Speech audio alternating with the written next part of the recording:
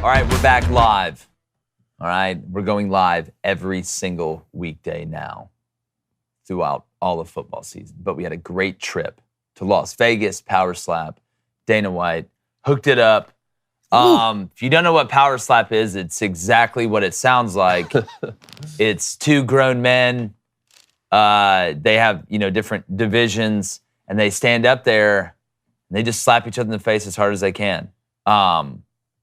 Yeah, it's pretty simple, but it was a great production. Shout out to our guy Christian. Shout out to everybody at UFC. We got to tour their facility. We're going to have video, reaction, all that stuff from what was a really great time. And man, the guy used to play in the USFL, or just think he still does, play for the Generals. I think he does. Yeah, absolutely. I'm talking about, like, I got CTE just by looking at it. What an awesome time, man. Front row. Front row. It was good. 6'5", 399 pounds. Yeah. So imagine walking up there. And you know what's about to happen. When it comes to the heavyweights, there's no way. Like, I was surprised with the crazy Hawaiian. Like, it made it out of the first round. They went like 3 rounds. I never think the heavyweights are going to make it out. Like the craziest part is when they're like, they get like three, like, right? Kind of warm up, get coming from the ground. Coming from ground. Powers comes from the ground up, right? We hear that in pitching all the time. But goodness gracious, it got awfully physical out there, but it was a really good time. It's great. It's always fun. Played a little blackjack, too. C.J. Stroud saw his first NFL action as the Texans beat the Patriots in the preseason opener last night. More Iowa and Iowa State football players have been charged in what's turning into a huge betting scandal, and we're breaking down how a relegation system could work for college football. Because, hell, they're changing all of it anyways. I'm Jake Crain, and welcome to Flaming Dragon Friday. It's Crain and Company.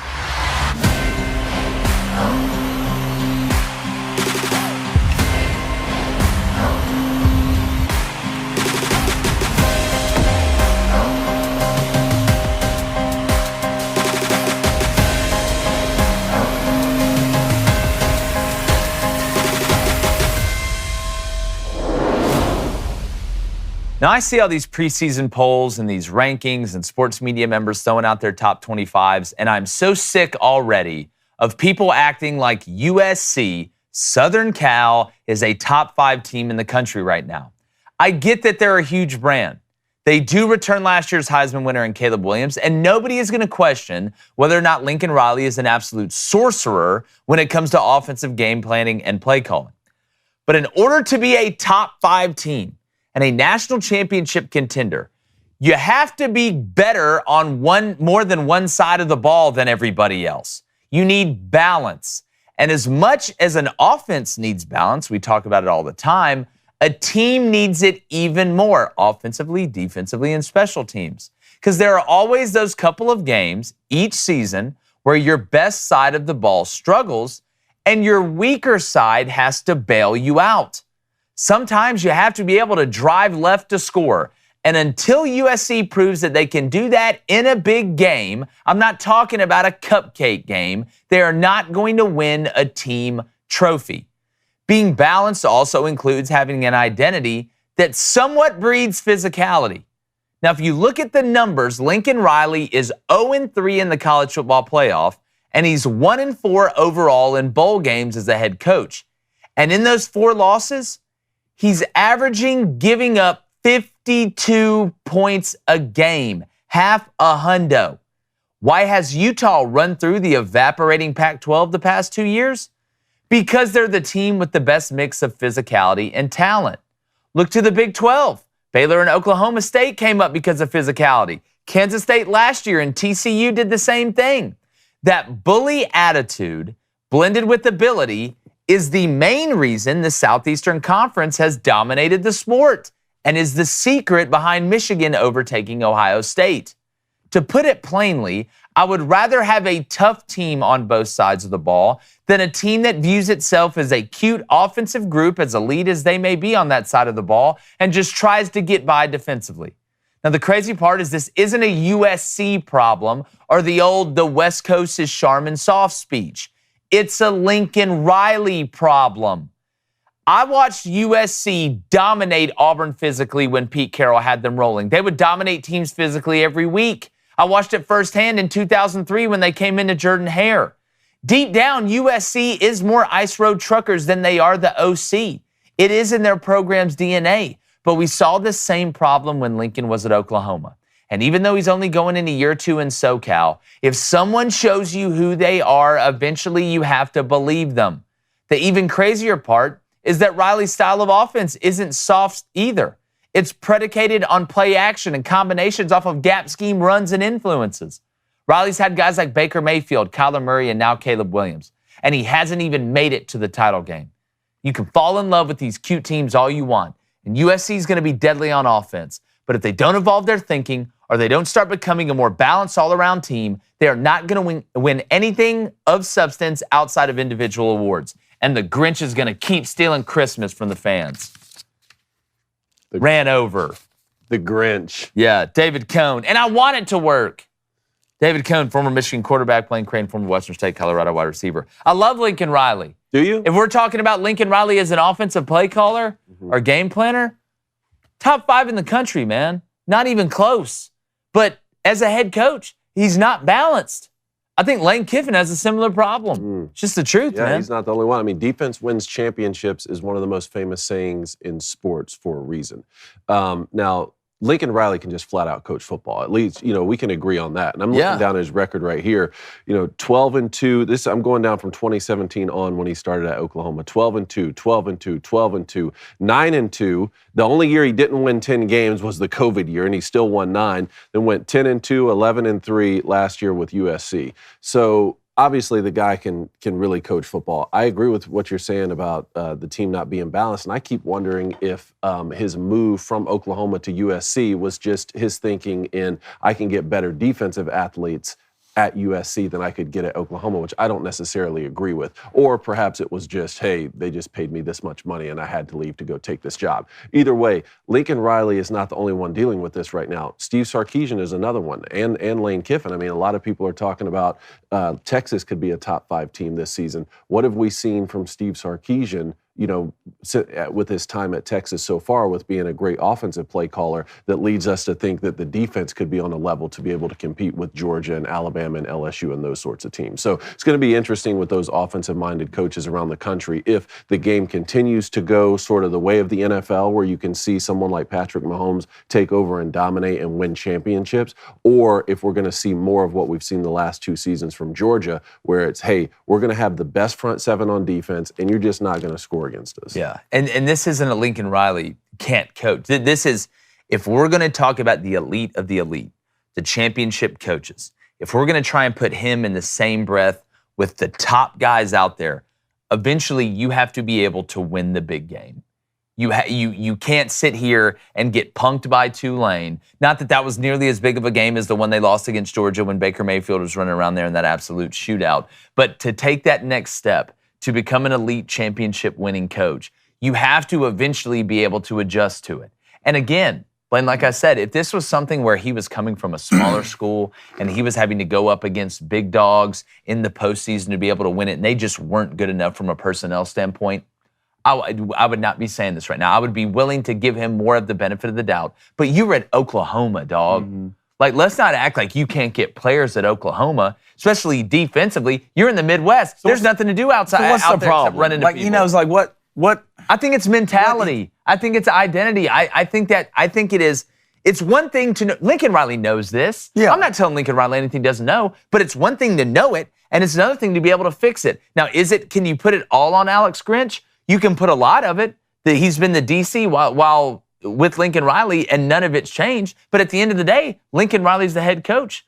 The buck stops with you. Mm-hmm. So at what point do you walk in there and say, listen, I don't want to just be known as the Globetrotters, great on offense, defense, we're just going to try and get by. And I know Lincoln wants to be physical on offense. At Oklahoma, it's gap scheme run, play action, downhill, whatever. Power. Some point, when do you get up in front of that team and you're like, I'm sick of us getting our ass kicked in front of everybody on defense. And I'm sure I'm sick of y'all being soft. I don't know. And it's not like they haven't had players. I know that, but I don't know with Lincoln Riley. Like, his personality, I don't know, man. So, it blows my mind because, first of all, just the amount of talent that they've had, especially at the quarterback position, that they haven't even gone to a title game. Like, you go back and look at the playoff games they were in, like the battles they had with Georgia.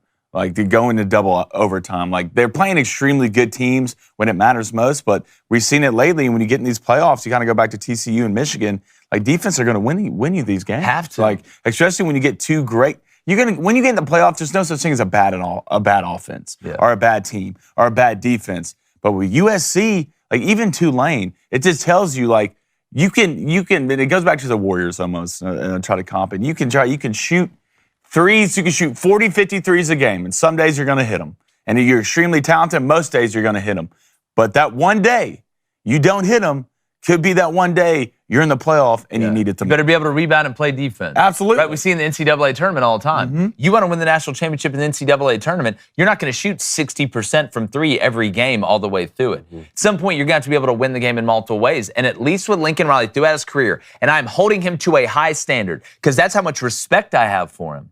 This isn't Lincoln Riley sucks or Lincoln Riley can't coach. No. It's like at some point, and maybe he will figure it out at USC. But I'm looking at what they did in the transfer portal. They made some ads, but this USC team on defense, to me, you don't have to be the steel curtain. Mm-hmm. It doesn't have to be your best side of the ball. You just got to be able to stop somebody when it matters. Would you give up 63 to Georgia in that game? You gave up, 55 to Bama in the playoff? You gave up, what was that, 45, something like that? And you gave up, 44, 45 to Tulane? You are getting absolutely punked in these big games, and you're responsible for getting the defense ready too as the head coach. Yeah, that the defensive side of the ball on that roster at USC wasn't in a great place when he came in. So it's not surprising that they were better on offense, than they were good on defense early, right? Not at all. And when you look at them winning 11 games in Lincoln Riley's first year there and having the Heisman Trophy winner, I think that he is ahead of schedule.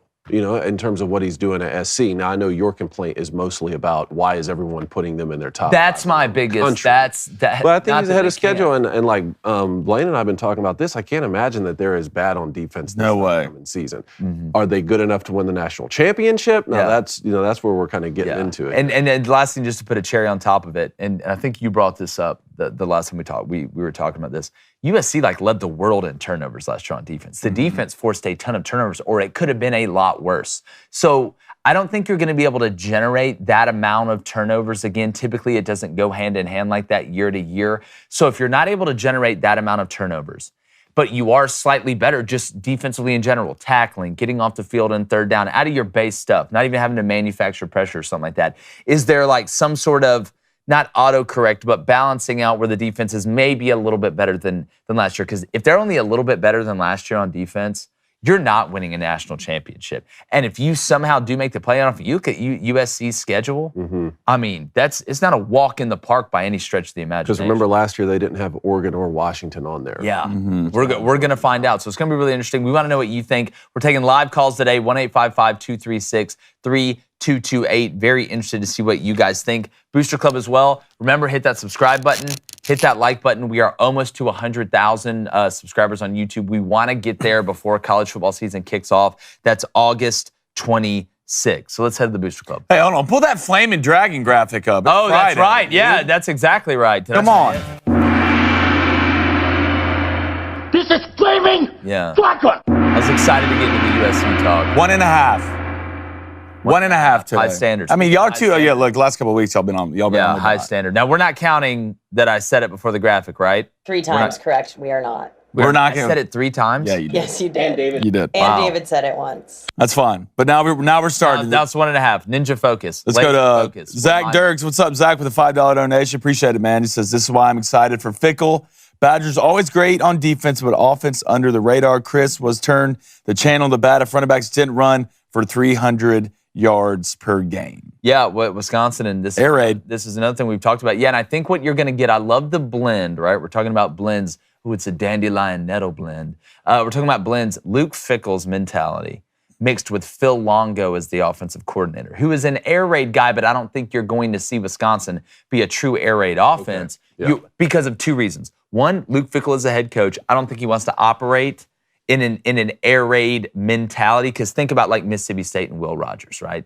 Throwing it 50, Mike Leach, 50, 60 times. He doesn't want to do that to his defense, number one. So I think you're going to get a lot of the best parts combination-wise, route-wise, right? Like high-low op, running people clear out, things like that, air raid principles, mixed with that physicality that Wisconsin has from a personnel standpoint, right? Because especially early as a new head coach, you've got to be able to adjust to the personnel that you have, even in the era of the transfer portal. You got Braylon Allen at running back. You got those monsters from the caves in Siberia up front that Wisconsin always has on the offensive line. So as you're transitioning maybe to a new style of offense, I think you're going to see somewhat of a blend of air raid principles and physicality, which is going to make an interesting cake come out of the oven. It's going to be interesting to see if it's a blend or more of a clash, which I think, well, if you're saying Luke Fickell being the head coach, hopefully it can be more of a blend. But also late in the season, in November, in the Big Ten, you're not just going on the road to Columbus or to Ann Arbor, Michigan, and just going to run the air raid, when the ground's frozen over. And you're in the Big Ten West. You play Ohio State at home. Don't play Michigan. There's a chance I think Wisconsin could be favored in every other game. I mean, you look at that schedule, it's going to be pretty tight. Tanner Mordecai, I would sprinkle a little bit on a top 5 Heisman finish, and people think I'm crazy. I'm just telling you, the guy's got some Bill Nye in him. He's got some scientist in him. All right, let's go to Leroy Jose. He says, I love watching a strong physical defense, and that's what hurts the most about watching UT last year. Hooker and that receiving core were killing it, but the defense could stop nobody. Is that more system-led? Well, I think a little bit is because of the system. You're always, this is why accumulating depth, when you run the what I call the warp drive offense that Josh Heupel and them run, because if you're not able to get that first down, especially early in a game, you are increasing the amount of snaps the defense has to take by 5-7-fold. And you don't want to get to a point where you go out there and you're like 3 and out, 3 and out, 3 and out, 3 and out. You don't want to do that in any offense, but especially when you go 3 and out 3 times, the offense has been out there for 2 minutes. That's how fast you've gone. Now the defense is out there for most of the first half, which, even if you have depth, is going to wear them out in the second half. And we know that not only in one game, it's a season. It's a battle of attrition throughout the season, that the defense is out there for a ton of snaps. Even if you go 3 and out, hit the home run on 3rd down, score 7 points, get 1 first down and you're gone. You've only been out there for 5 minutes. The defense is still going to get worn out. But I think Tennessee, that's been the difference, and why Joe Milton is one of the biggest hinge players in college football this year, because the team around him, I think, has enough depth and talent to where they can really make a run at this thing if Joe Milton works out. But, if ifs and buts were candy and nuts, we'd all have a Merry Christmas. All right, $2 donation from the coffee guy. Appreciate it. He says, Riley doesn't want big SEC D linemen. You saw that at OU. I would say, if anything, the best position group when it comes to Lincoln Riley's defense was the D-line.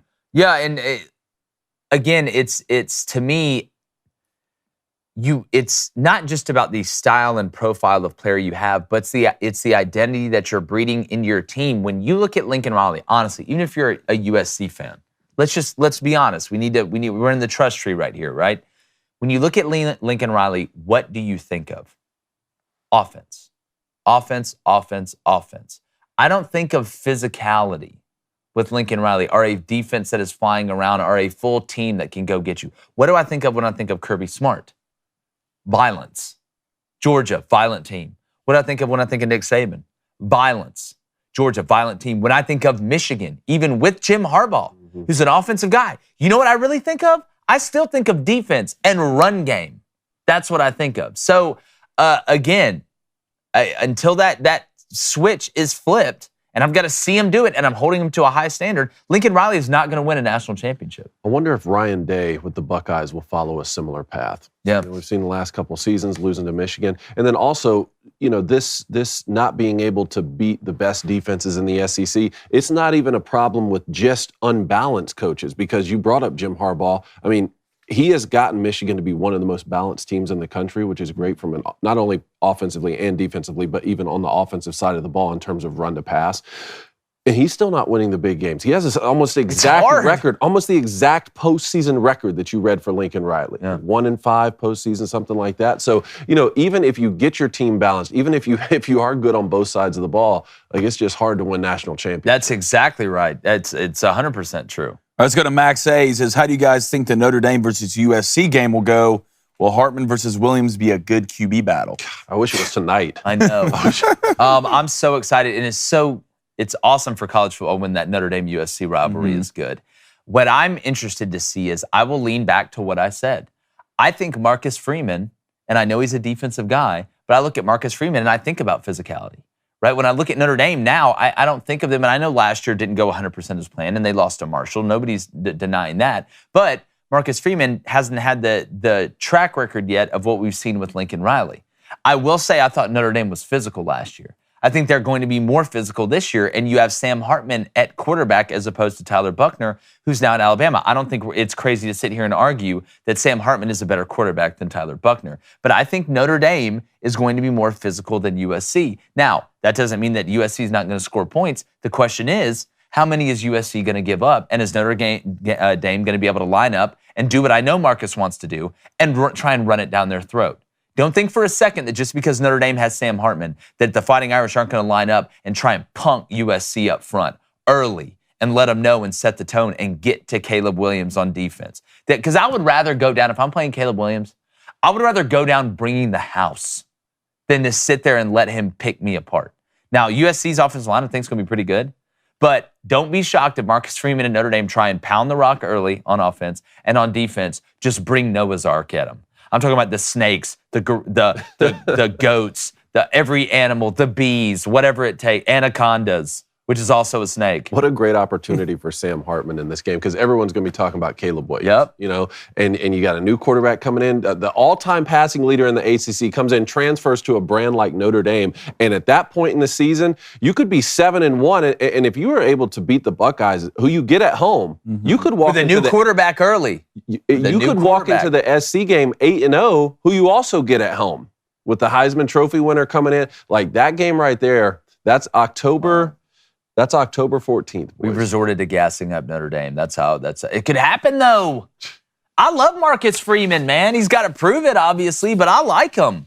Got some Will Smith in him. Was that Jerry Maguire video? Even though between those two games, you go on the road to Duke and on the road to Louisville, which going on the road to Duke doesn't mean the same as it did a couple seasons ago. And you got Navy week 1. No, it's not. You're not going to play him in Cameron Indoor. Thank God for you. But Riley Leonard at quarterback and what Mike Elko's done there early. I thought Mike Elko could have won Coach of the Year last year. And then Pittsburgh the next week at Clemson. I mean, Notre Dame has this tough little stretch there in the middle. We're gonna find. We'll know. Yeah. We'll know early about Notre Dame, really where they're at in the front seven and then up front on the offensive line. All right, one more, and then let's get to. Let's go to Cal Kennedy. What's up, Cal? So who do you see more growth out of this year being the undisputed QB1, J.J. McCarthy or Cade Klubnik? Oh, I mean, to me, I like Cade Klubnik a lot. I think Cade's got he's got moxie. I love where he played, the region he played in high school. He's shown the ability to do multiple things well. I think he's a lot more elusive than what people give him credit for. But J.J. McCarthy has an absolute Titanic-sized ship on that offensive line. You return Blake Corum. You return Donovan Edwards. You return Roman. You return guys offensively. And I know that they had a tight end transfer out, but they made some adds too, where I feel like the only person that is stepping into a better situation, and I know J.J. McCarthy's not a new starter, but starting the year, kind of as the guy, is a lot different. The only person who's in a better situation, I think, is Carson Beck stepping into Georgia. From a personnel around you standpoint. So I think J.J. McCarthy, just by talent around him, by default, and by what Michigan's going to be offensively and defensively and special teams as a team, because until I see the T. Higgins running around at Clemson, until I see the Travis Etiennes, the Justin Rosses again, and I look, Will Shipley's a nice piece, and I know they got a little Etienne there now, and we'll see. But that's been the biggest problem for Clemson because they got away with being just a good offensive line because they had such good skill position where they could somewhat make up for it, which is kind of the anomaly.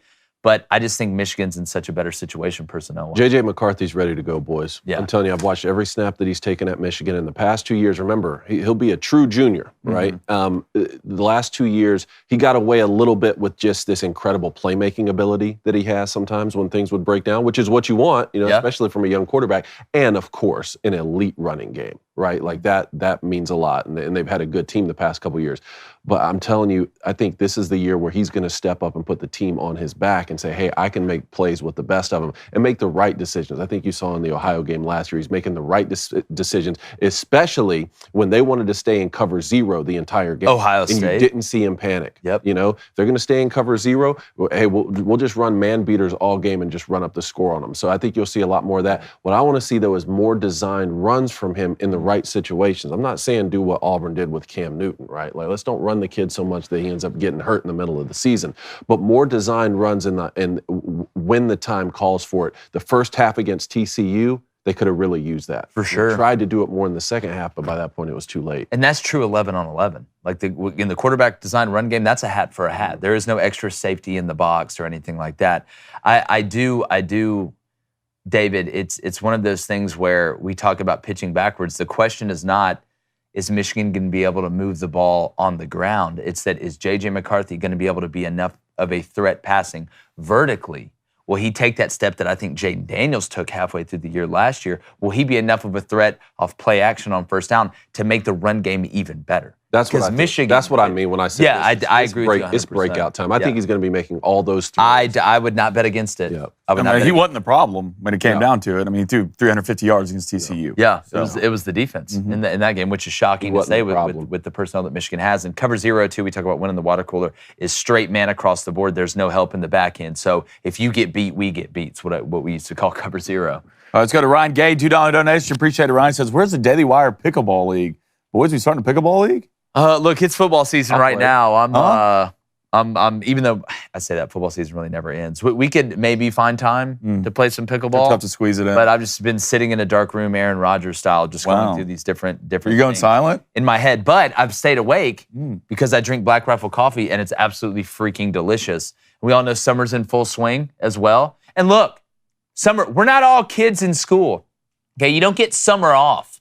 All right, so maybe you don't have time to brew coffee the traditional way each morning. That's why Black Rifle, speaking about Josh Heupel's offense, tell him. You want a warp drive offense? All right, they got their ready to brew, ready to drink cans. All right, ready to drink coffee. It's perfect for people who need their coffee quickly. They've got great flavors: vanilla bomb, salted caramel, mocha, vanilla caramel. If you need any other flavor than that, then I probably need to call the police and get you checked out, or just do a welfare check on you, because that just covers the spectrum of deliciousness.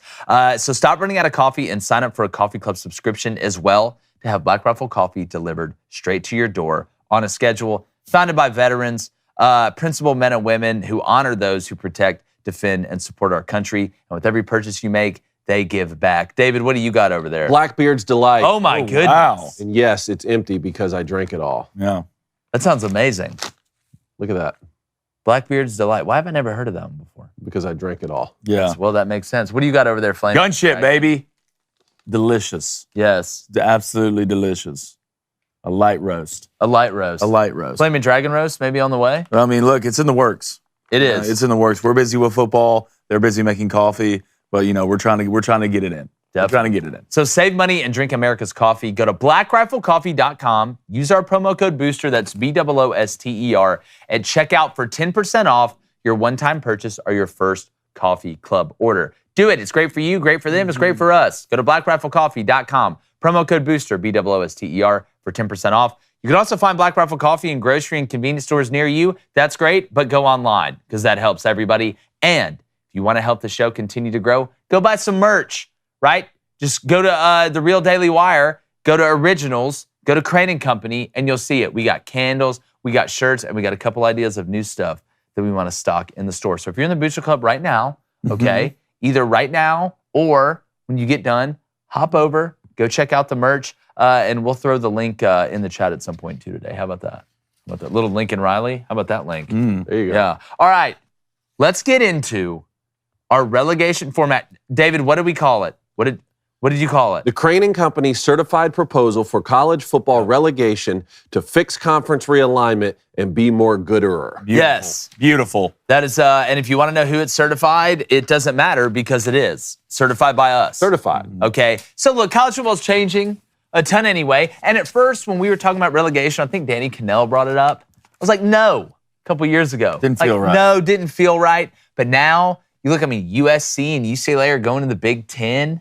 You got the ACC, the Atlantic Coast Conference, was talking about bringing in teams from the West Coast. NIL, transfer portal, they're changing all of it anyway. Why not? So we decided, okay, to get everybody together, which means us, and come up with the best relegation format possible. Tell them about the gun line, David. The biggest thing to me is, like you said, if we're already going to make all these changes, then it does seem like this is the best time to do this. I mean, 10 years ago, I would have never thought, hey, we need a relegation system in college football. But, and what we're about to propose here is not going to solve the NIL problem or the transfer portal issue. But I do think that this could be something that would increase parity and at least solve this conference realignment situation. Be fun. And we have to give a shout out to our boy Cody Nason. Yes, Put some of these the graphic graphics king together for us and really did some of the due diligence behind here. So do you want to talk about how the Power Four and Group of Four will work now? Because that sounds weird when you hear it. It does. So we know the Pac-12 is going the way of the dodo bird, right? There's like 4 teams left over there, and they're trying to get out. It's a real, panic room, Jodie Foster situation with that whole group. So we're saying the Pac-12 would merge with the Mountain West, right? Mountain West, all right? Pac-12 coming together. So Pac-16. So whatever. And then there'll be a group of 4. So that takes one away from the Power 5. See what I'm saying? So now there's 4. It's a Power 4.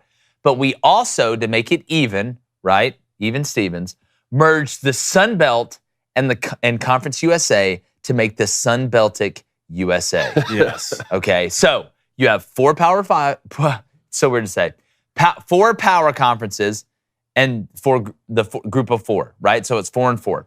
So this is how relegation would work. If you don't know what relegation is, that means that you move up and down. Like teams move down, teams move up, okay, to a conference, and I'm going to get to that. So the last place finisher in each Power 4 conference, so the SEC, the ACC, the Big 10, and the Big 12, each team that finishes last in that conference plays the winner of each conference in the group of 4, okay? So the MAC, the Sun Beltic USA, the Mountain West, and the AAC. Whoever wins that plays the last place finisher, and you may have to go through tiebreakers in the Power 4 conference to see who moves up and moves down. Now, the relegation games, who plays who, the matchups, are determined by regional proximity, and we'll show you that in the graphic that's coming up between the Power 4 and the Group of 4. Now, the relegation game, here's the cool part, is played at the Group of 4's home field. That is the reward you get as the Group of 4 team, because that'd be unfair to ask the winner of a Group of 4 conference to go on the road to play the last place finisher of the Power 4 conference, okay? Now, how do we determine is there a champion in the Group of 4? Yes, here's how you do it. You separate the Power 4 and the Group of 4 top 25. So you have a Group of 4 top 25 and a Power 4 top 25. The team that finishes number 1, all right, the committee votes number 1 at the end of the year in the Group of 4 top 25 is technically the Group of 4 national champion. Old school style, right? How we used to do it. There is no Group of 4 playoff.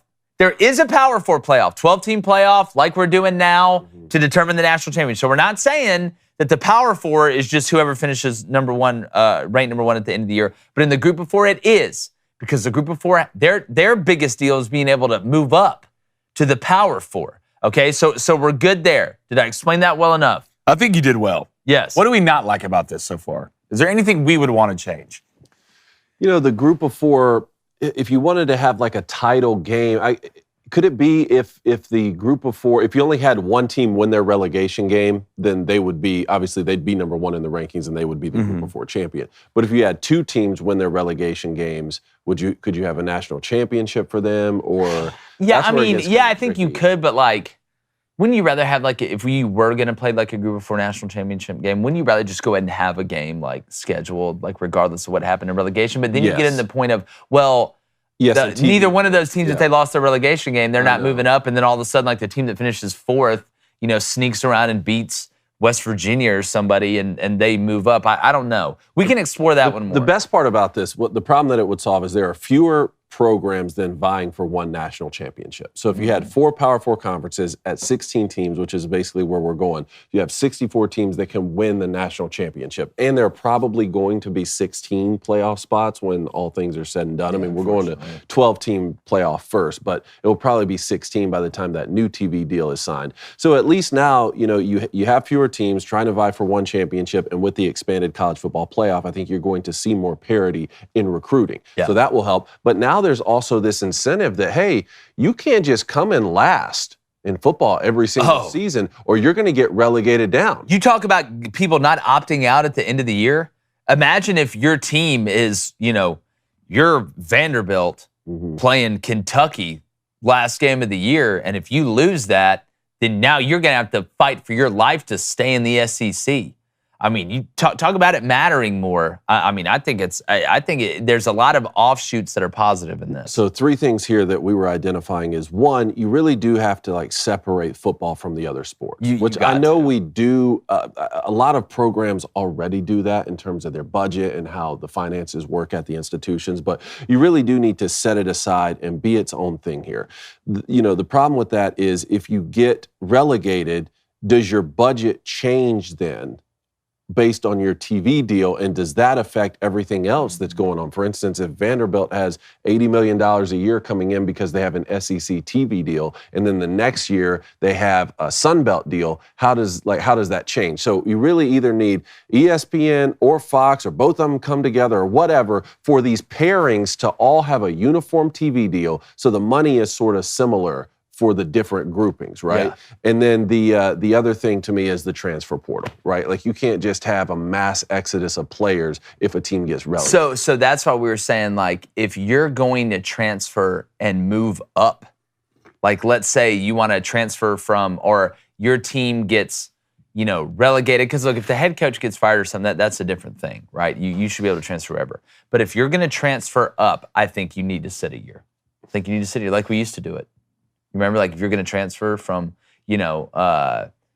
transfer up, you had to sit a year. Like I think we go back to that. But this is the coolest part of the whole thing. This is how it would look. And we just use teams as examples. Don't get all butthurt if your team is like the lowest ranked right here. This is just hypothetical, so just calm down, but probably what's going to happen.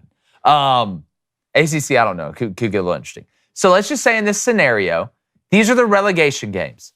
The winner of the AAC, let's say Tulane wins it, plays Virginia Tech at home in NOLA to see if Tulane now goes in the ACC. And you see how we did this regionally, right? The AAC plays the ACC. The Mountain West plays the Big 12 because there is no more Pac-12. Hell, they merged with the Mountain West in our hypothetical situation. The MAC and the Big 10, and then the Sun Celtic USA and the SEC. So you'd have, just hypothetically, Tulane versus Virginia Tech. Come on, you're not watching that? Can you imagine that? In Tulane, going absolutely bananas? Then, let's say Fresno State plays Iowa State to see who goes up and down. Then you got Toledo, for example, playing Northwestern and all the weird stuff that's going on over there. Yeah. And then Troy, or as we know, South Alabama, who's going to win it. And then you're playing Vanderbilt to see if you go in the SEC. Man, imagine the situation here with Northwestern in a season where there's been so much, turmoil here within the program. You got a new coach. It's against the world. And they were already not winning football games this past season. Imagine having to go fight against the MAC champion like Toledo or Kent State or Bowling Green or someone like that for a chance to stay in the Big Ten, or else next season you go down. Can you imagine the home field atmosphere at a place Tulane for this game? It would be nuts, dude. Troy for a chance to play in the SEC? Are you kidding? Bro, I'd be watching that. I would be watching that with just, I'm talking about like that scary movie smile look on my face. That's how hard I'd be. You could fit a pizza box in my mouth. I'd be smiling. What if you're Billy Napier and you're Florida? Oh, no. All right. And you finish last in the conference. All right. First-year coach. You lose this game versus Troy. Well, you're done. You're cooked. You're cooked. You're done. You'll be fired by the next year. Yeah, you'll be fired by the next year. Like, imagine that. How do you come? Like, as a head coach, how do you come back for that for your second year? You know what I like about this? This is not just us like reaching to like try and make a change that's unnecessary. This, like, they do this in European soccer, right? So there's already a precedent. But this solves several of the problems that college football is dealing with right now. The question always is, okay, well, which new problems would it create? So that's why you need to get a group of people together and figure it out and foresee every possible circumstance.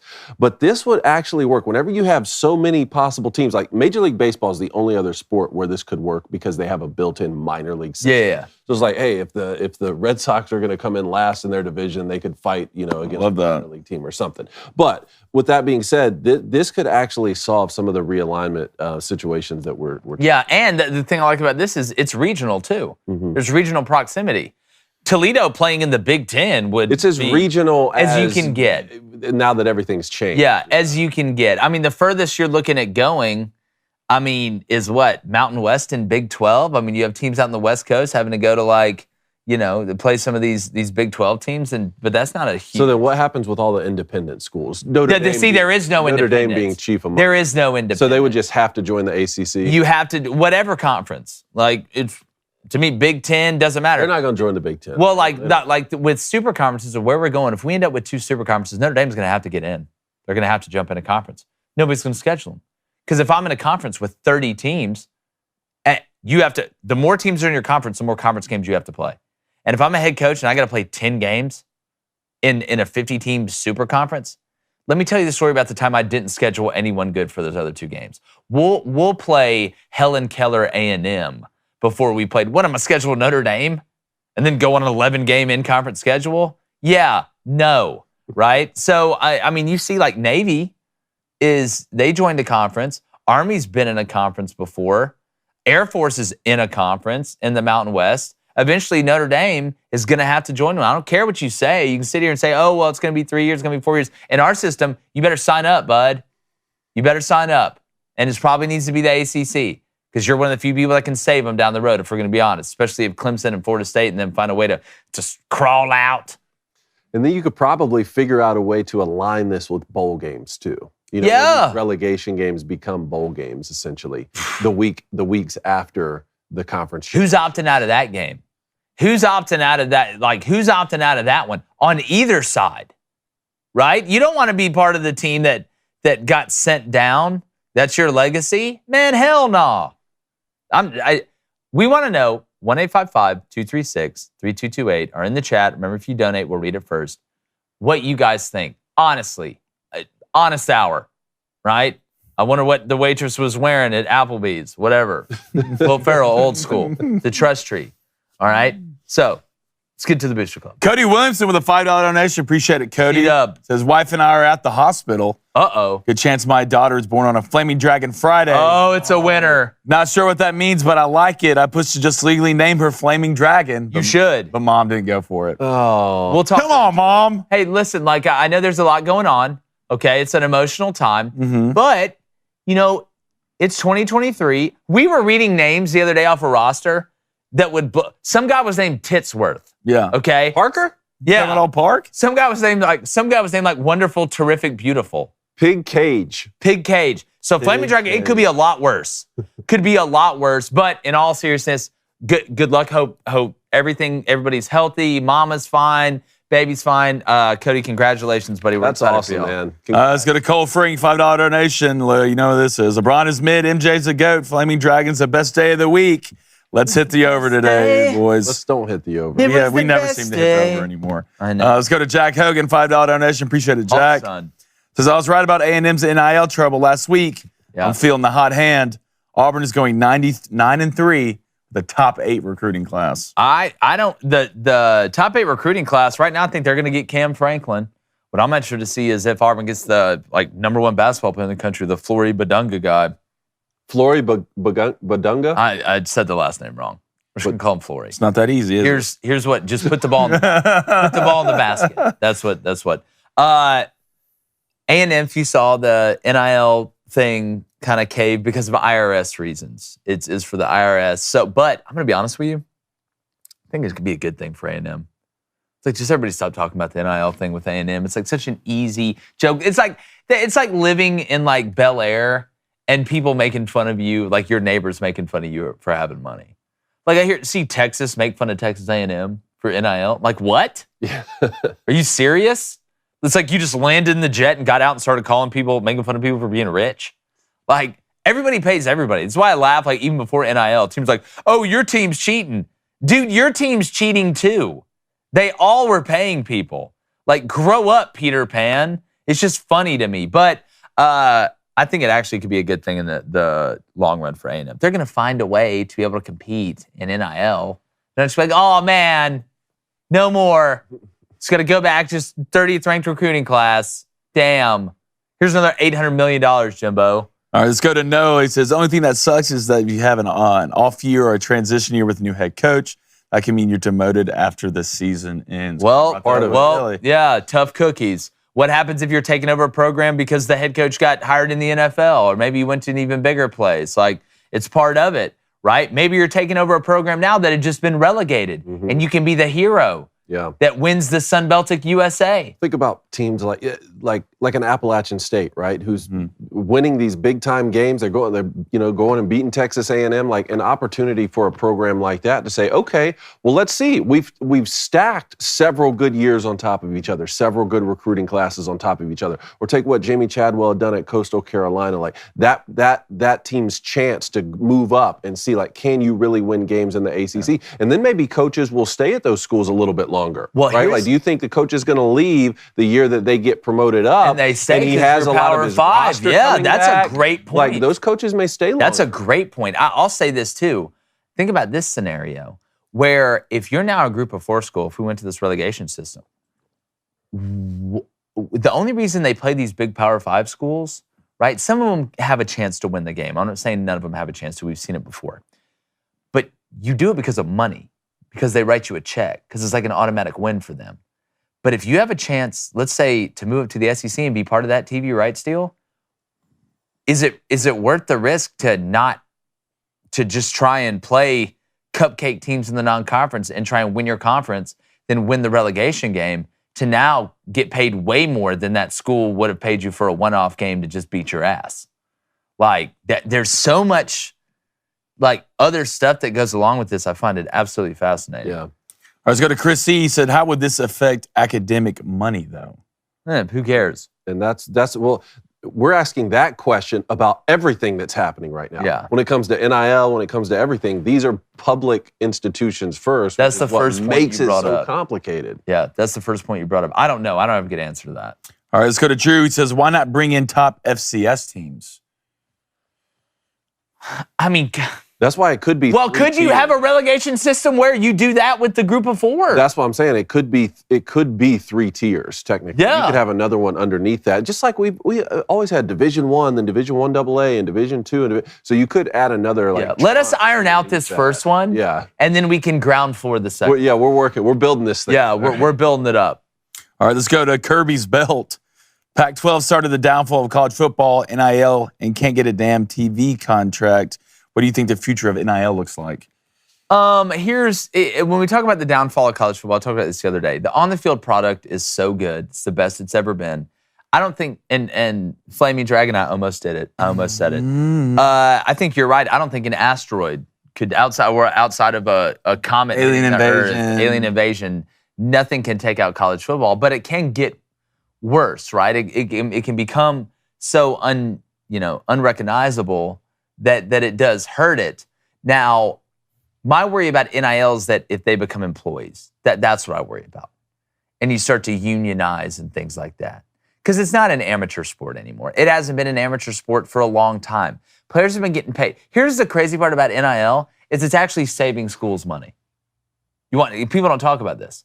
So before NIL, if you had a 5-star offensive tackle, and I'm just going to use these schools as an example. Let's say he's down to Alabama, Auburn, and Georgia.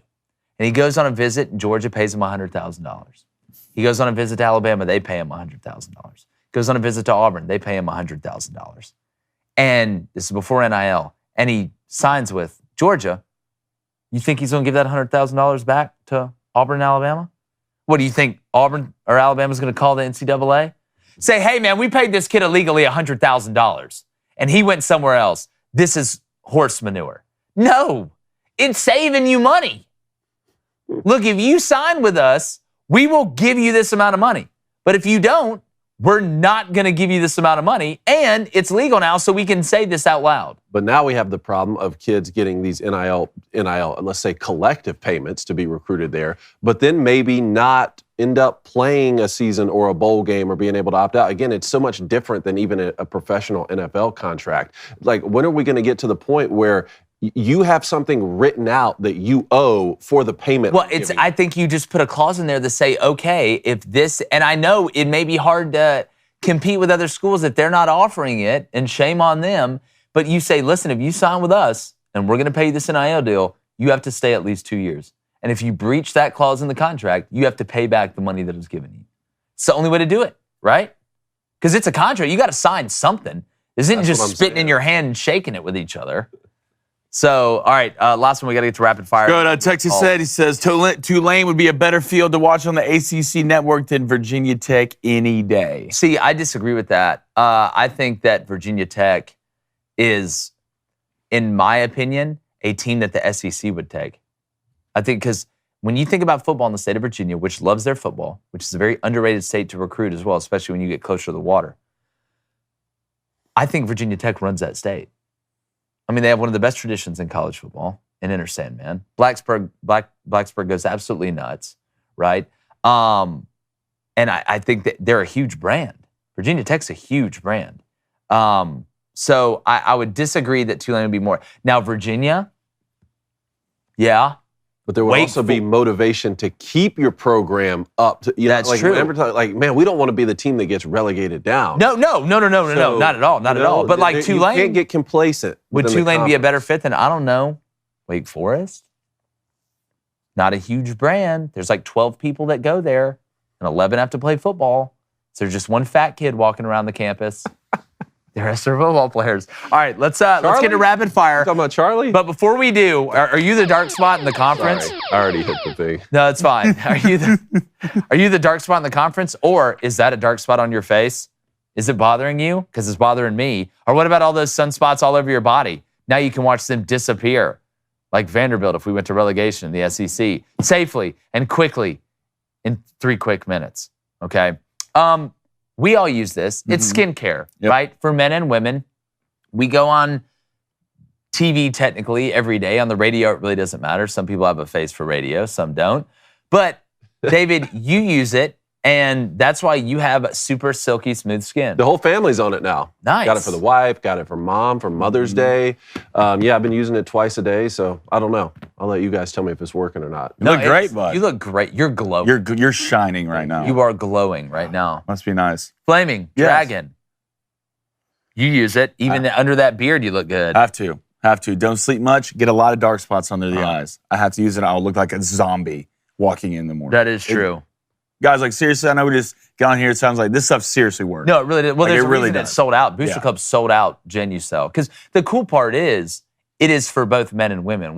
It's not like, hey, this is cream for dudes. Hey, this is cream for chicks. It's for everybody. It's useful for everybody. So go to Genucel.com/booster to order the new dark spot treatment system today and say goodbye to those pesky spots tomorrow. That's GENUCEL.com/booster. And guess what? If you go there right now, you will save over 70% off of Genucel's most popular package that includes the dark spot system we just talked about. Genucel.com/booster. You got skin in the game. Maybe the best slogan I've ever made up. Okay, let's get to rapid fire real quick. Then I'll get to calls, David. Let's go to the NFL. We had a couple preseason games last night. We had the Texans beat the Patriots. C.J. Stroud got his first NFL action. Not great to start, but how great's it going to be when you're first coming into the NFL? Look, man, it's like... Get one drive. Yeah, it's like in baseball. When you get to major leagues, you got to get that first strikeout out of the way. Yeah. Right? I'm not going to judge you based on your first possession in a preseason game. Like, that's why I think, and we talked about this, why it's so important to get him out there. Let him make the mistakes. I would much rather... It's like with Bryce Young starting the Panthers. He goes out there and plays back. Get the mistakes out. Not that you're not going to make mistakes in the regular season, but I'd rather you get the nerves out a little bit. I know there's a difference in a preseason game and a regular season game. I'm not an idiot. I understand that. But seeing the speed. If you're going to make bad reads and bad decisions, make them now because they're not costing us in the playoffs, right? They're not going to cut you from the team. C.J. Stroud isn't going to be kicked off the team because he had a bad possession. Oh, we screwed up. Terrible draft pick. You have people today that are going to overreact. on some of these shows, but just give them time, right? By next year, if we're still talking about these same problems, then we can really start to hit the panic button. It's going to be ugly for a while. There's a reason the Texans had one of the top picks, like, and it's a rookie quarterback coming in. We talked about this the other day. Like, it's harder for quarterbacks to really shine their rookie season, more so than, say, at the running back position or the wide receiver position. So, look, it's going to be tough for a little bit. You just got to go out there and get him the reps. Yeah, just don't panic. There's no time for panic. One drive, that's fine. That's fine. I'm okay with that. You're good with that. One drive? Well, I don't think Bryce Young makes mistakes. You don't think Bryce Young should have at least a drive in a preseason game? One, I'm fine with. All right, he better not be out there on the second drive. All right, 1, 7 plays max. Let's get him out there. To quote, I believe Rihanna, just shut up and drive. Look, let's get under my umbrella. Seahawks beat the Vikings 24-13. Man, they were running the ball good. Charbonnet? You were talking about Zach Charbonnet running the ball, and he wasn't the only one. I mean, you had Roback. Yeah, a lot of these guys. Even Drew Lock had some yardage on the ground. Look, Dirty Drew out there. I think Drew Lock still has a chance. Not that he's going to take Geno Smith out. Geno Smith's the guy. I'm super excited for Geno to try and follow up a big year last year. But look, Kenneth Walker's the dude. Okay, the Seahawks are in a really good spot at running back. Yeah. But that Charbonnet late pick. He ran through Lewis Seen from Georgia like he wasn't there, like he was running into Casper, like the friendly ghost, but even friendlier. I mean, Charbonnet runs the ball. It's almost like us at Power Slap. Me, like right when he gets to that second level, I'm getting those Power Slap. I'm watching it like a scary movie, like with my fingers over my eyes. Charbonnet. You saw Jaron Hall, the BYU kid? Yeah, the one we saw at 6 for 14. Didn't look great. But, I mean, how much did we expect from Jaron Hall to come out and look phenomenal? I don't think it's a bad thing. Nick Mullins looked okay. Drew, look, people go back to Missouri days. Drew was slinging the pill. Drew was slinging the pill. It's not DiGiorno. Still, delivery. Him in that Texas game, when they're just getting after it on the sidelines, it's his first touchdown. It does this in the entire game. The head coach for the Texas, after they start killing him, was doing this. Dude, I'll never forget that. Man, it's but now look, I'm just glad football's on. Yeah, we got 6 games. 6 games tonight. Got Packers at Bengals, Giants at Lions, Falcons at Dolphins, Steelers at Bucks, and Commanders at Browns. Oh, and Broncos at Cardinals, and a lot of home dogs tonight on the line. Well, home dogs are great in general, but in the preseason, like I took the Dolphins today. We're going to get to that. Oh, yeah. I'm interested to see this Steelers-Bucks game because Kenny Pickett's going to get some run. You look at the Bucks with Baker Mayfield and Kyle Trask. You look at the over in that game. I don't think that'd be a bad pick. I still want Kyle Trask to get a shot. Dude, I know. Remember him and Kyle Pitts together? So good at Florida. It was like stealing. So good. It's like stealing. All right, let's move on to the next one here. I want to talk about Phil Mickelson. It's no secret that Phil Mickelson has liked to gamble and lost a lot of money for a long time. But there's a new book out right now by Billy Walters, one of the most famous gamblers like in the history of the country. And he says that Phil has gambled over $1 billion on football, baseball, basketball the past 3 decades. A Billy? He's gambled over $1 billion, lost over $100 million, I think it was, the past 3 decades, and even tried to make a $400,000 wager on the Ryder Cup. I think it was 2012 when Phil was on that team. Okay. So let me just make sure my math is right here. So he's saying he's allegedly lost over $100 million. He bet $1 billion. So do we know how much he's won? Mm-mm. So I'm gonna go into the auspices of if you didn't bet at all, you would have $1 billion more. You want to know why I bet? To make money. That's why. Okay, that's the sole reason. It's fun to keep up with. It makes some games interesting that maybe and we do a sports show for a living, so obviously we got to keep up with it. So you mean to tell me if you did not bet at all, you would have $1 billion more? Like, I know they say money isn't everything, and I get that to a certain extent. But have you ever seen it? What do you say, Flaming? Like, have you ever seen anybody cry on a jet ski? Yeah, I mean, to say money doesn't buy happiness. You ever seen anybody cry on a wave runner? Yeah, like give me $1 billion. Like yes. you want to talk about waking up? Like, how can you ever be upset if you woke up with outside of a tragedy? That has nothing to do with anything monetarily. But how would you ever be in a bad mood? Like, man, today just sucked. I'm worth $1 billion. Be like, what are you going to do? I don't know. Whatever I want, David. I don't have to bet. You want to know why? Because I'm literally hovering above the play because I have so much money. I'm on a hover machine. Yeah, at what point is that you have so much money you just don't care? You just don't even care about it. Like, if Jeff Bezos right now just went and bet whatever on whatever, 500 But million. Phil doesn't have Jeff Bezos money. I mean, what's the line when it comes to like $1 billion? money? That's the line. Like, I just 200 got mil? back from watching Dana White White, running 30K a hand. And yes. like it's no problem. And we've talked about this with Michael Jordan, too. Michael Jordan's like, look, I have a lot of money and I like to gamble. I have a competition problem. And David Stern, and the NBA commissioner, was like, hey, you know, he had a lot of money. He had more money than me, so it wasn't that big of a deal. So I understand conceptually, like, hey, you can gamble a lot more money if you're worth a lot more money. But $1 billion over 30 years? That makes me like I don't know. It just makes me feel some type of way.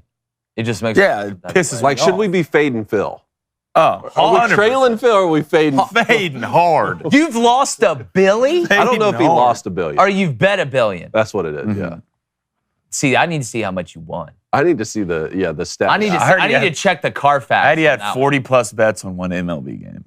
one. Who called you? Huh? Insider trading? I know. Yeah, Wow. it wouldn't be the first time somebody had a little Phil Mickelson insider trading, allegedly. Speaking of the next one here, we got 4 more Iowa State football players and 3 more members of the Iowa football program who have been charged in the state's investigation into sports wagering. This thing won't end. It's called a ring. It's a ring. It's a betting ring. Here's the real question, though. And let's just be honest. There's no way that do you think this is just an Iowa State problem? Or is this a you got caught and it's happening everywhere? Because if you really do it right, again, we're honest on the show, and you go through a third party, like as a player, if nobody rats, nobody gets caught. Someone Here's the always question, rats. who ratted? Someone always rats. Who ratted? Somebody ratted, and then it just, here we go. Here it is. Like You're talking about finding out your parents were doing bets. Who talked? I would say you're automatically relegated after they find this out. You're automatically. Will be after the relegation game. Yeah, automatically. Are we going to just act like this isn't going on anywhere else? I wonder what percentages of schools, athletes have used third parties to bet on games. I'd say it's a lot. Man, more complications in college sports. All right, before we take call-ins, a Major League Baseball story here. Michael Lorenzen throws the 14th no-hitter in Phillies franchise history. He did that on 124 pitches. Yeah, Greg Maddux threw a complete game in 76 pitches. I just want everybody to remember that. Second thing, you want to know how you ingratiate yourself after you get traded? You throw a no-hitter in your second start. Lorenzen got traded from the Tigers to the Phillies. Throws a no-no in his second start. You really start walking around the lot. You talk about like all of a sudden now everybody's your friend. Yeah, I'm retiring. Yeah, like everybody's like now all of a sudden the GM, y'all are on a first name basis. Mm-hmm. Like you're walking into rooms you probably that the card key didn't work before. Yeah. You may stay for that extra massage. Hey, guess what? Relief pitcher. Hold on, I just threw a no-hitter. Rub me down. I love it, man. All right, good stuff. You want callers? Let's get to it. Jordan in Alabama. Jordan, what's the word, man? Jordan. What's up, boys? How are y'all? Hopeful Barner. Yeah, here. what's up? Barner. Aren't we all, right? Boy, let me tell you something. I want to talk about the South Carolina talking heads on Twitter that call Auburn a poverty program because we stole Jalewis Solomon from them when they thought they had him in the bag. First of all, who do you think you're talking to? Tell them. Your biggest achievement in the last 15 years is going to the SC Championship and getting absolutely blown out by guess who? Auburn. Okay, congrats. And your best player in program history is Steven Garcia. We love Steven too, by the way. I want to say that. They think they lost a recruit because the barn is cheating, Paul. The barn's cheating. Miss me with that, bro. You lost a recruit because your mom just married Hugh Freeze and now he's your dad. Okay. Auburn always has been and always will be a superior program to South Carolina. Book it. Okay. Jordan, this is the second call in a row where you've absolutely brought heat. I appreciate this. Oh. We really appreciate this, especially at 7:30 in the morning. Like this is like we had the Black Rifle Coffee ad read. This is like an espresso shot to the fogs. Yeah. All right. I will say this. You know me. I'm a facts-based person. Statistically, and look, Shane Beamer just followed me on Twitter the other day. I'm big Shane Beamer Hey, guy. you made it, dude. I love what. Hey, thanks, bro. Respect Thanks, that. bro. Respect that. You didn't do the snap at the end. What are you like, 13? I don't know. 15. So I've got a lot of respect for what Shane's building over there. I think he's the right guy. I think he has a chance to be a lifer at South Carolina, and they're lucky to have him. And I've coached up there. I've seen there when they Other place is shaking with the white towels. But if we're going to look at numbers, South Carolina really hasn't won anything in a long time, right? They really haven't. And this goes back to the cheating thing I was talking about earlier. Paying players is legal now. Yeah. The question is just how deep is your wallet? If you're broke, just say that. Yeah, if you're broke, say it. And South Carolina's not broke. No. But I will say that what I'm interested to see is, Jordan, my last question, and please call in every time we have call-ins because this is just great. This is what I want the show to be. Give me right now your thoughts on South Carolina this year. All right, Spencer Rattler coming back. A lot of questions up front on both sides of the ball. Right now, give me a prediction on their record. I'm gonna go 7-5. 7-5. I think he's about right. 7-5. I'm leaning that way right now. And South Carolina fans, I know I picked them to go 5-7 last year. And really, I mean, who thought they were going to beat Clemson and Tennessee? I mean, let's be honest. I should have been right on the money. Okay, they'd have been somewhere around 6-6. But if they're not good up front this year, I could definitely see 7-5. But Jordan, when you call in, it's never 7-5, man. You're undefeated every time. Love it, Jordan. Yes, sir. Shock the nation. Shock the nation. Two girls walking together. Two girls walking together. All right, Jordan, thanks, See you, buddy. You too, man. All right, let's go to Gavin in Pennsylvania. Gavin, what's going on? What's up, guys? Fan the Flames. I got two quick things. Number one, I know with Liberty, we would take a one-off game for relegation against Virginia Tech any day of the week, especially with Grant Wells, that quarterback. That guy is a walking interception. But anyways, other than that, what I really wanted to call and talk about is with the Braves, is our starting pitching going to be the Achilles heel that's really going to, I guess, honestly, waste this historic lineup that we have going right now? I want to say this. Number one, the fact that we're actually able to blame it on the Braves starting rotation is a new thing for me because typically it's the bullpen that I'm complaining about at this time of the year. So that's kind of a new feeling. Soroka, we'll see in the future. Max Fried coming back and looking good in that first start since he came back from injury. I think is huge. We'll see. I just don't like him as the game one guy. I think Spencer needs to be the game one guy in the playoffs. Send the mustache man out there. Let him throw a few, speaking of fan the Flames, let him fan a few guys with Flames. Okay, and then we'll let Max go in game 2, game 3. Everybody's a little bit more comfortable. I'm going to say no. I don't want to jinx us, Gavin. I don't want to sit here and say the Braves are going to win the World Series. It's going to jinx us, and then I'm going to blame myself for when we don't win it. I think the Braves are going to win the World Series. Here we go. Well, the Yankees sure as hell ain't going to win it. Yeah, you're 100% right. They lost 4 of their last 6, and they have 7 straight against New York. 4 against the Mets, and then 3 against the Yankees. We got to do something special for the Braves-Yankees series. No, I don't think we should pay attention to it at all. Maybe a little wager. Maybe power slap with whoever loses. No. Wait. Whoever loses the series. We're going to call in our boy. Yeah, we're going to call in the USFL dude. No, not doing it. Give you Picasso face. Yeah, it. Picasso face. Yeah. I like it. Gavin, man, great stuff. Call. We appreciate the call, buddy. What do you think? Braves going to win it or not? Oh, I'm still damaged from the years of us not doing anything. I know. So I am very pessimistic. I'm like a hit dog. I'm just every time we talk about the playoffs, even though we won the series against the Astros, Jorge Soler hit that absolute just moon balloon. That's a story for another day. I still we say playoffs, I'm kind of duck out of the way a little bit. You all right? Any Braves fan knows exactly what I'm talking about right now. I'm a Michigan fan. Don't talk about the playoffs with me. Oh, yeah. Well, you're a Rangers fan now, too, so that's pretty sweet. Gavin, thank you so much, man. Great stuff. I do want to say I promised our boy at Sidelines UCF I would bring up UCF. Going in the Big 12 first year, #1 recruiting class in the Big 12 right now. The Gus Bus. Dude, they're on fire, 9 4-stars. They got 9 4-stars, and this is after T-Will's gone to Arkansas. And look, Gus Malzahn, he's more Steven Glansberg than he is Patrick Swayze, but they're getting it done right now. A little sleeper pick right there in the Big 12? No, Doug, not going that Sleeper pick? Sleeper pick? Sleeper pick. Come on, dude. Oh, well, y'all can wait. Appreciate it, Gavin. Thanks, Gav. Thanks, man. Right. Justin is in Auburn. I want to hear what he has to say. Justin, what's going on? How's it going, fellas? What's up? What's up, Justin? What? Jake, I gave you a warning yesterday. Yep. Is this Justin Decker? Yes. Yeah, of course it is. Let it breathe those flames, dog. Yeah, so Blaine, first of all, suck it. Yeah, you suck it, Justin. Good. Good start. All right. So, is Nick Saban pulling a Gus Malzahn on himself? Is he transitioning from one offense to another without the players to do it? Here's and some people at first, Justin, like will say, "Oh my God, what a crazy thing to say." But if we're going to say that Alabama's transitioning to a different offensive style and really mentality overall compared to what they have been the past couple of years, I think the answer is yes. Now, I think Nick Saban will handle it a lot better than Gus Malzahn did for one reason: recruiting. Gus Malzahn couldn't sign and develop high school offensive linemen the last 3 years of his tenure at Auburn.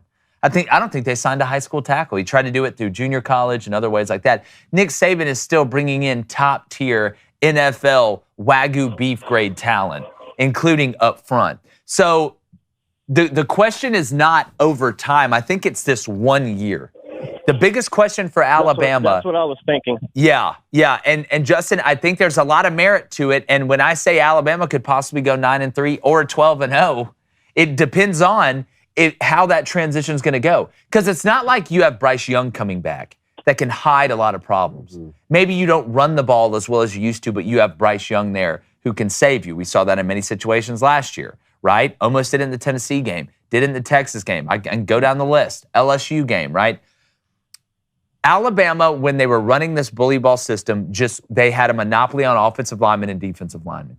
They were we call them FU runs, middle finger runs. Didn't matter if you knew they were running it or where they were running it. You couldn't stop it because they were just better than you. Physics is physics. That isn't the case anymore, right? Or at least they haven't shown that to be the case, where Alabama's this tidal wave up front that regardless of what happens or who's taking the snaps, really, they're going to be having the advantage the whole game. New offensive coordinator, trying to go back to who you were. Is Alabama that same group of bullies that they used to be? That's the biggest question, Justin, and I don't know. That's why I think this year with Alabama is the shakiest. When's the last time they had to replace a left tackle and a quarterback in the same year? Defensively, Alabama hadn't been what they used to be. Do you remember when Alabama just used to shut the city down on defense? Oh, yeah. You couldn't score. You couldn't score if they were blindfolded. Like their second team defense would be a top 3 team. Yeah, that's exactly right. It hadn't been that case lately. And you just lost Will Anderson Jr. You lost your Mike. Now you look at the way they've recruited. Dallas Turner's an absolute problem. You look at the things they got running around up front. They're not bad by any stretch of the imagination. But to get back to that, to win a championship doing that, you think you're going to line up against Georgia if you see them and run it down their throat? They're top 3 odds-wise to win the national championship this year. It's Georgia, Bama, Michigan. And again, that's not crazy because Bama has incredible players, but the fact that everybody's just discounting LSU in the SEC West, and I'm talking about media day and stuff like that, I'm telling you, man, LSU I think is at plus 165 to win the SEC West because they could lose at Bama and still win the SEC West. You and I were talking about that yesterday because it's going to be tough to go into Tuscaloosa and win that football game a year after you already snuck them first year with Brian Kelly. But if you can win the opener against Florida State, I'm talking about LSU here, you set yourself up for having one of those type of losses, especially when Alabama's going to be starting a new quarterback. They could drop a couple in the West. Anyway, we're going to be making our predictions, but I like the way that you're thinking on that. Justin, great stuff. Appreciate it, man. All right, let's go to Ace in South Carolina. Maybe a rebuttal? Maybe a rebuttal? Hold on, Ace. Is this a clap back to Jordan? Ace, are you clapping back? Is this a clap back? What's up, what's up, fellas? What's up, man?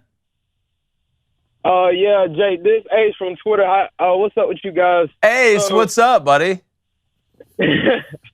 Nothing much. I just got a question. I know y'all got a lot of calls, so I'm gonna hop off. How long do you guys think it will take for Hugh Freeze to get back to contending with places like Alabama, Georgia, LSU, and things of that nature? And yeah, that's my only question. You guys have a great day. Ace, man, I always love hopping on the Spaces. Call, man. I hopped on one yesterday with College Football Reddit. Shout out our boy College Football Reddit as well. It was a great space last night. I know y'all are going to be hopping in some as we get into football season. You know how long it's going to take? I'm going to throw in an old Pat. It's going to take 60 minutes. That's how long it's going to take. Because Auburn has momentum in recruiting right now. I mean, they've signed more 5-stars in the past couple weeks than they have in like 10 years. It has to translate to on the field, though. You go beat an Alabama year one, You go beat an LSU year one. You show progress. You go 8-4, the right 7-5. That momentum carries on, and then you build up the depth in the personnel to be able to run with them. Because say what you want, Auburn's proven they can run with LSU and Alabama and Georgia. One of the few schools that have. Yeah, They've especially proven Alabama. Yeah. At the end of the day, you can sit here and say, "Oh, I'm a fan of this team. I'm a women lie, men lie. Numbers don't lie." Auburn's shown the ability to be able to run with them. Now, to get back there, you need the players and you need the depth, and that's what it's going to come down to. So it's going to take 60 minutes. That's what it's going to take. There's every year to get them. Yeah, wouldn't it be this one? There's every year. First year head coach, year ends in 3. Last time worked out for Auburn. Mm-hmm. We'll see. Ace, appreciate it, man. Yeah, man. Thanks for calling in. All right, Leo in California. Leo, how's it going? What's up? Leo 2.0? Good morning. I just wanted to call in and I just wanted to call in and follow up on that fantasy football playoff fiasco. Yeah. Oh. And we had an 8-team playoff, Jake, while you were on vacation, and the boys here were like, "That's insane." And my fantasy league agreed. Yeah. You said 8-team? Yeah, they wanted to put 8 teams in the playoffs until Blake and Cohen showed them what was up. Yeah. They wanted 18. So now, that's a. So you got that shut down. You got that shut down. Yeah, that's right. I referred them to the program, and they were like, "Oh boy, good. We were wrong. We were so wrong." Good. So how many teams? Friend. How many playoff teams now? Now we're down to 6. Now we're down to 6. So a little better. Okay. 12-team league. 12-team league. 10. 10-team league. God, 6. It's better than 8. It's better. You want 80% of the league. If it's a 12-team, half the league makes the playoff. I can get behind that. But it's just, it always feels weird. 4 teams. That should make the playoffs. We can get, we talk about relegation system in fantasy, right? Ooh. You finish bottoms in fantasy. You're playing with the women. Next up. Who's next up? Yeah, you're in the wives. The wives. Yeah, you are. That's some relegation. That's the worst punishment possible. Hey, way to take initiative, Leo. Yeah, Leo, thank your you. league. Love Thank that. you. That's why that is lion. That's why that translates to lion. And you're not even the commissioner, right? Yeah, no, I'm just some dude in Alabama. You are now. Not even the commissioner. You are now. You're taking initiative for the league. You want to run Major League Baseball? Yeah. You're up. You're hired. All about it, man. Put me in there. Rob, you're out. Go ahead. We need to figure out a Sacco punishment for the league, and I was just hoping y'all could help me out with that. Ooh, a punishment? For the loser, right? For the loser? Yes, sir. Okay. Yeah, look, I mean, this is our Flaming Dragon. Here. This is right up your alley, right? So Power slap? Everybody? You get a week. That could be one. I don't know. There's a lot of physical repercussions. 24 Waffle House waffles in 24 hours. Oh. Blow up doll to a lunch date. Yes, that's it. That's it. That's the best one, right? You got to take. I don't know about lunch either. See, to me, if we're going punishment, here's what you have to do. You have to call a nice restaurant. I'm talking about a dress-up restaurant. Okay, you can't go walking in there in construction outfit.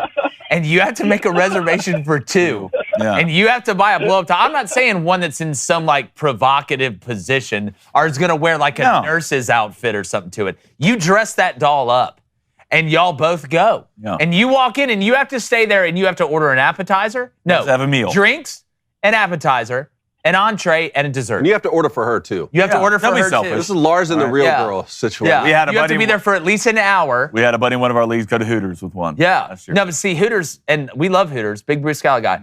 I'm talking about, hey, let's have a nice night at Carrabba's with you and the blow-up doll. Talking about Chopped? You ever been to Chopped? Yeah. Talking about Chopped. Look. Yeah. See, Leo gets it. Leo, there it is. Congrats. This is why you watch, my friend. Oh, love it. Great call. Appreciate it, man. Great stuff. So y'all have a great rest of your day and a happy weekend. You too, absolutely. You too, man. All right, Aiden in Michigan. Aiden, happy Friday. Don't you leave me hanging, Aiden. Hey, hello. Sorry, my phone must is there anybody out there? Sorry. I'm here. Hey, buddy. Can we got you. Yeah, go ahead. Oh, okay. So I just got a quick question. So, as you may know, the current betting favorite for NFL Coach of the Year is Dan Campbell. The current leader for the odds of winning the NFC North is the Detroit Lions. How about it? From what I heard, the Detroit Lions are also the fan favorite to win the NFC this year. So I'm asking you, quick question. Do you believe that the hype is real, or am I going to fall back on my experience rooting for this team my entire life in miserable disappointment? The fact that, number one, the Lions have high expectations and they're not just from like diehard Lions fans is just great for America. I love it. Okay. Now, if Detroit can just get the car stuff back to where it needs to be, we're going to be in better shape. But my same question about USC that I opened the show with is the exact same question I had about the Detroit Lions. And I know Dan Campbell's a physical guy. Hell, I wouldn't be shocked if Dan Campbell put on pads and went out there to try and fix it. All right, he probably could help. Is the defense going to be good enough? I love Amon-Ra St. Brown, right? I love Jared Goff, the gumball smuggler, right? Chipmunk cheeks out there delivering the pill. I'm starting to really kind of maybe even feel better about the Jahmyr Gibbs pick. I don't love it. I really still don't like it, but I don't know if I hate it anymore. Jameson Williams coming back after 6 games. But that's all offensive. Aiden Hutchinson, real deal. Speaking of Aiden from Michigan, I was wondering if this was you. But, because I'd have questions if I was Aiden Hutchinson too. Are they going to be good enough on defense? You don't have to be the best defense, right? Same thing I said about USC, but you just can't suck. You can't be awful. If you're going to be bend but don't break, be bend but don't break. Because I think you're going to be able to score a lot of points on offense, especially if Jared can stay healthy. And guess what? If he doesn't, if for some reason Jared Goff goes down, guess who's out there? The fact we're even talking about the possibility of them overtaking the Vikings in that division is a turnaround. The whole NFC, Packers, unfortunately, the Eagles are still in the NFC. They are. It's going to be. They are. That's a tough wall. Detroit Lions ranked last in the NFL on points allowed. I know. Not great. So that's the question, Aiden. I mean, again, what changes did they make defensively you feel good about?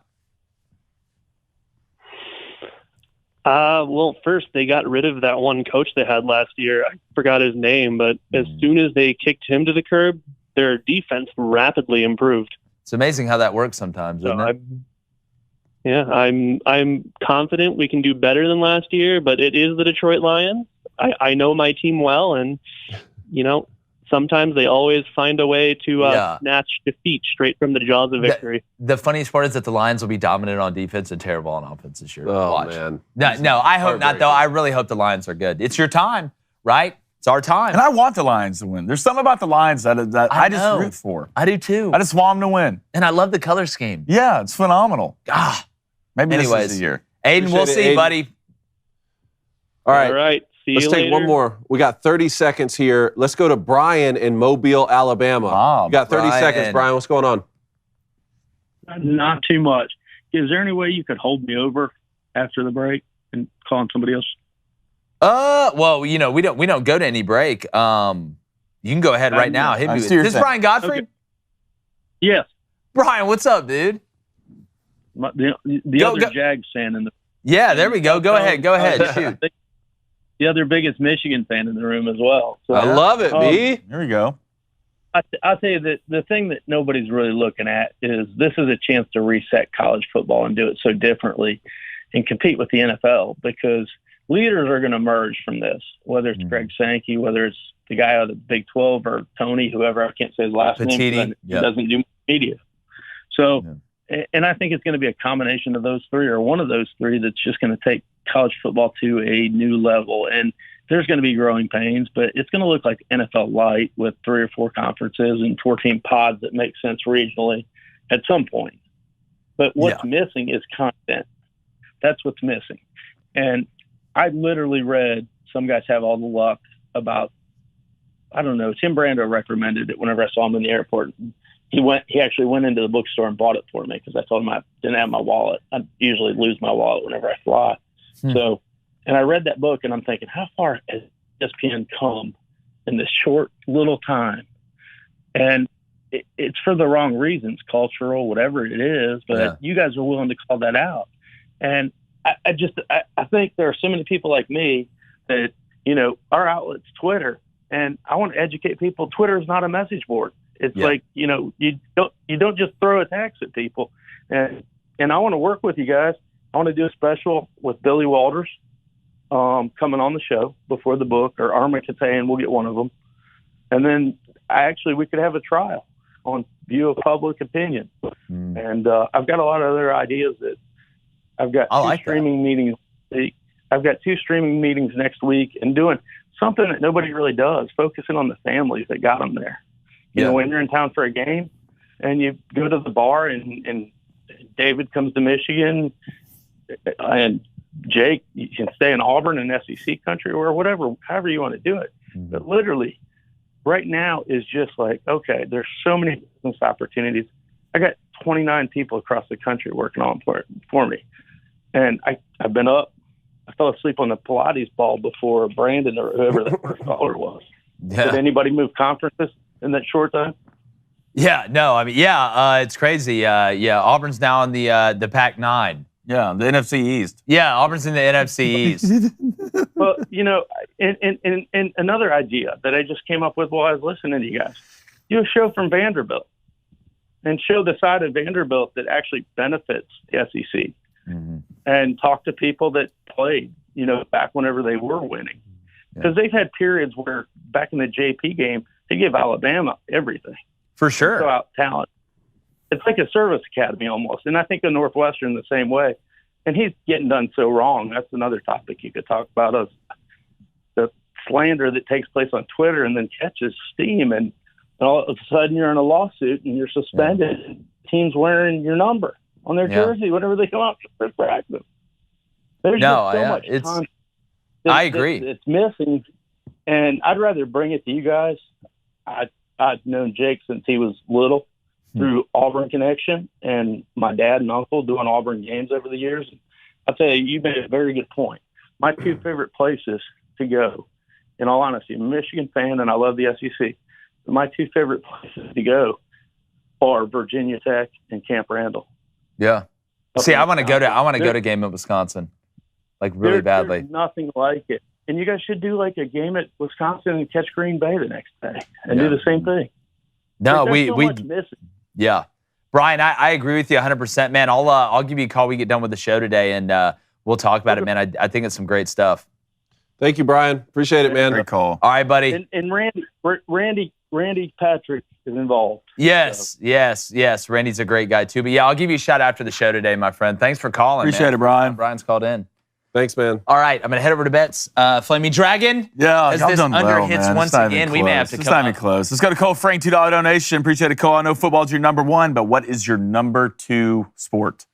Like that I love the most. I think that's where we're going with this. Gosh, to play or to watch? I would say to watch. Power slap.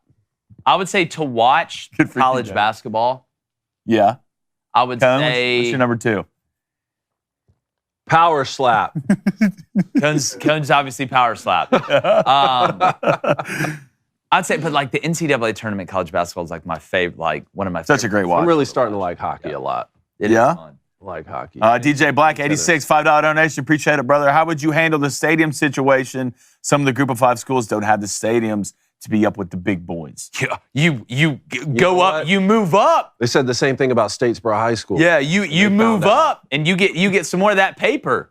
And you know what I'm saying? Like you go to that new conference and you get some of that TV media right still, and then you add on to that stadium. But you got to win your relegation game, right? How does anybody move up in anything? You take advantage of opportunity. Break that cage and you go get this. Like Belo did. He got it for sure. Do we have that video, Justine, or do we need to wait till Monday? We have to wait till Monday. I didn't get access. Okay, we got to get access to the video. Neftink, who won the month last year, has a hilarious video that we are going to show Monday. I swear. Revco, need that access so Justine can get it. All right, Aiden Loss, from a discussion yesterday in a live chat, is Penn beating Michigan, Michigan beating Ohio State, and Ohio State beating Penn, but losing to one other Big 10 team, a reasonable scenario this season? I think it's a very reasonable scenario. Could happen. I mean, I don't think that's out of bounds at all. See what kind of quarterback play we got to see Drew Aller. He's a hinge guy. And also that other big game they have against Notre Dame, keep in mind that doesn't count towards the conference record. So Penn State's really going to drop about 2 to be elite. Penn State's? Yes. Yeah. Yes. All right, 2 minutes for bets. All right, here we go. It's football. I'm not betting baseball when there's football on. I don't care if there's a fire. Give me the Broncos -5.5 against the Little Giants, a.k.a. the Arizona Cardinals, and the under 37.5 because I don't think the Cardinals can score. All right, and I don't know if Sean Payton's trying to sit here and drop 40 points in a preseason game because they're going to try and get a lot of guys playing. So that's a parlay at +264. And then, you talked about it, home dogs in the preseason? Yeah. Come on, man. Give me the Dolphins, even though Mr. Potato Head 2 is not playing, at moneyline +120. I want a home dog in Major League Baseball here, which is the Diamondbacks, money line at +130. And then I'm going to go some preseason action with the Bucks Steelers under 39 at -110.